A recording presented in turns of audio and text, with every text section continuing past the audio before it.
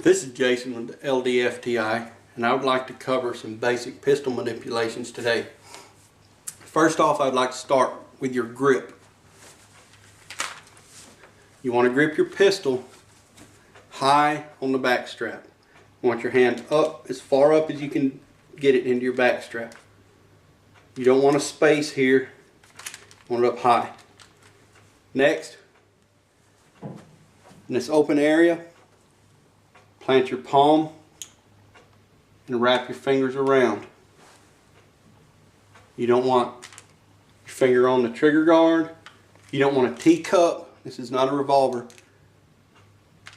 Plant and wrap your thumbs forward.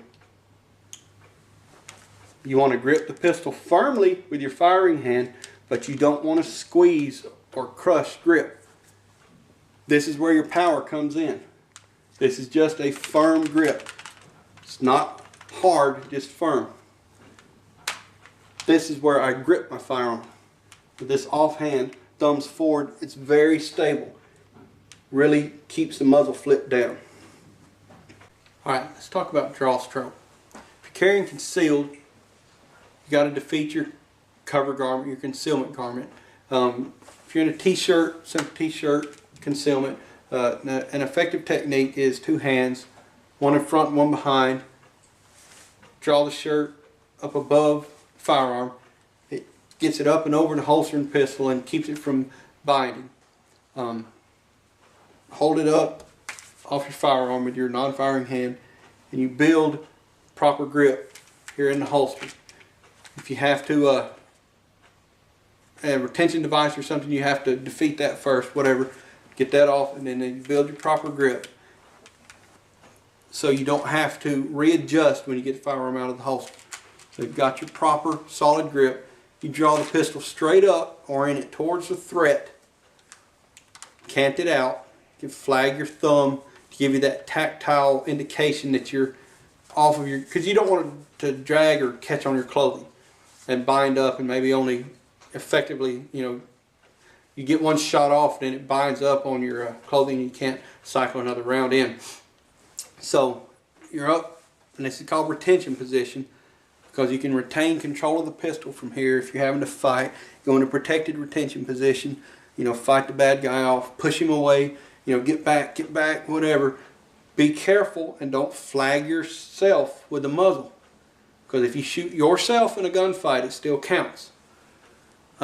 If the bad guy's far enough away, you're not having to worry about retaining control of the pistol. You build your grip from here and press the pistol out. Head down, between the shoulders, lock out at extension. Where your feet are doesn't matter, because you should be moving anyway. In a gunfight, you should never stand still. You don't want to be a motionless target, a static target. Speaking specifically of movement, you want to incorporate movement into your draw stroke. As you draw your weapon, you want to be moving off the line of attack.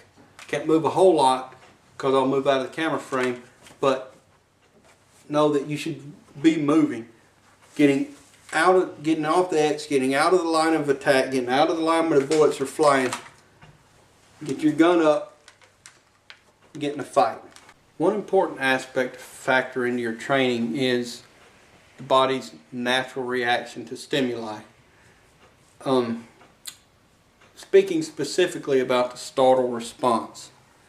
If you see the bad guy coming, you already mentally go through the steps. Oh wow, I'm in a dynamic critical incident.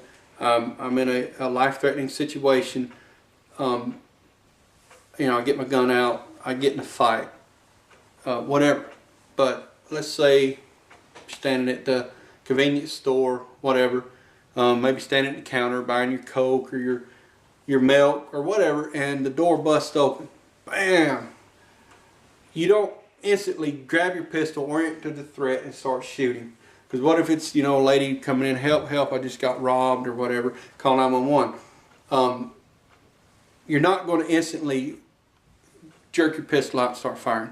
Your first natural reaction would be one of startle. Close at the hips, bend at the knees, Hands come up to protect the face, the sensory organs of your body. Whoa! A startle response.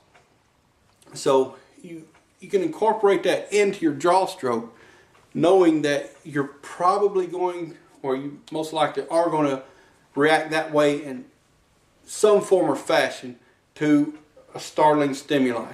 So, you know, incorporate it in whatever way, a startle response, then go into your draw stroke. Vocalizing. You're probably going to vocalize in a dynamic critical incident, in a fight for your life, in a self-defense situation. The adrenaline's pumping, you know, you're fighting for your life. You're probably going to say some things, and you're probably not going to know what you're saying.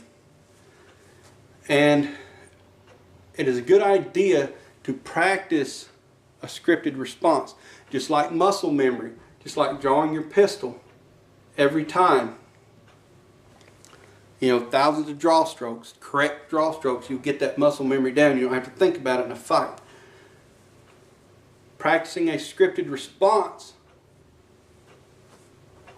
can do the same thing. Something simple like stop. You know, instead of somebody saying, yeah, you know, I heard a bunch of cussing, a bunch of screaming, and, you know, guys calling some other guy a name, and heard some gunfire, and, you know, looked around the corner at the dead guy laying there and some guy with a gun in his hand.